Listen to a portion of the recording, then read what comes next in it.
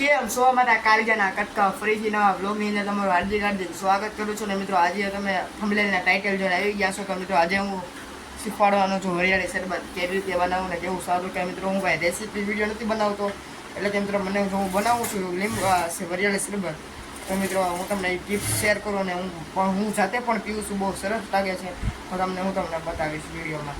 પણ કરી રહીને અત્યારે તો મિત્રો હું હાલમાં કામ કરું છું. તમે જુઓ મિત્રો, ઘણું બધું છે જે આની હેઠળ છુપાયેલું છે. તમે જોઈ શકો છો મિત્રો, છુપાયેલું છે.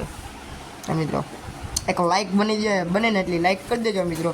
અને આ વિડીયોમાં અને આ વિડીયો મિત્રો છે એ તમે બધું બધું શેર કરો, જેથી કોઈ પણને ના આવડતું હોય તો એ પણ શીખી જાય. અને મિત્રો મોસ્ટ ઓફ તો બધાને આવડતું જ હોય, મિત્રો આપણે બનાવી છીએ ભાવ અલગ જ છે.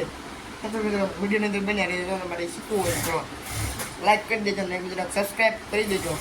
તો મિત્રો અત્યારે વાગી ગયા છે 3:10 અને મિત્રો હવે જમવાનો બ્રેક પડ્યો છે, એટલે આપણે જમી લઈએ.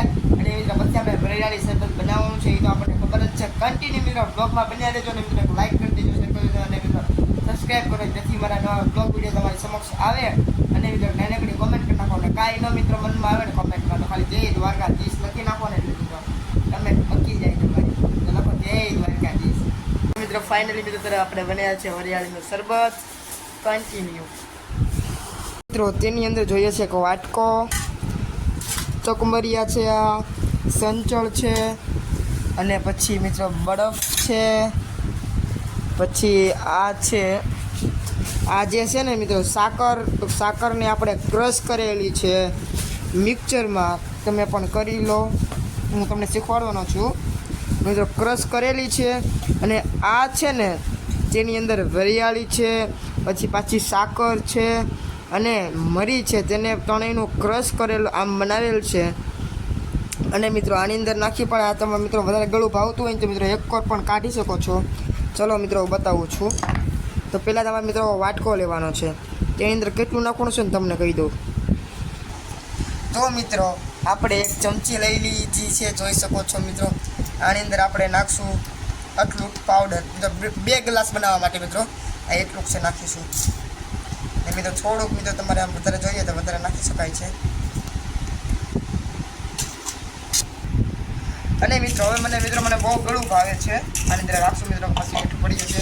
તો મિત્રો આ સાકરનો ભૂકો છે મિત્રો એક્સ્ટ્રા છે, હું નાખીશ મિત્રો. મને બહુ ગળું ભાવે છે મિત્રો. તમારે નાખવું હોય તો નાખી શકો છો, ન નાખવું હોય તો કાંઈ નહીં મિત્રો. આની ઓલું જે આ જે છે ને એની અંદર આવી જાય છે, તો પણ હું એક્સ્ટ્રા નાખું છું, મને ભાવે છે ને તે માટે. તો આપણે આની અંદર મિત્રો 2 ગ્લાસ પાણી નાખી દીધું છે, જોઈ શકો છો મિત્રો. આ છે ને તે 2 ગ્લાસ પાણી નાખ્યું છે આ બંને. અને આની અંદર થોડોક બરફ નાખ્યો છે, આની અંદર પણ નાખ્યો છે, આની અંદર પણ નાખ્યો છે. અને મિત્રો હવે જે આપણે તકમરિયા છે ને તે આની અંદર મિત્રો આ છે મોટું છે ને, એટલે મિત્રો અંદર પલાળું છું. પણ તમે ઉપરથી પણ નાખી શકો છો, પણ મિત્રો હું પલાળી દઉં છું. ચલો તો મિત્રો આપણે આ છે સંચળ છે, જોઈ શકો છો મિત્રો. તેની અંદર નાખશું મિત્રો તમારે સ્વાદ મુજબ. મીઠું પણ નાખી શકો છો મિત્રો, આપણે નાખીએ છીએ. તો મિત્રો ચકમરિયા પણ પલાળી દીધા છે મિત્રો. તો મિત્રો આ બધું છે તેને આમાં રીતે સરખું આપણે હલાવી લઈશું, બધું મિક્સ થઈ જાય ત્યાં સુધી 5 થી 6 મિનિટ હલાવશું.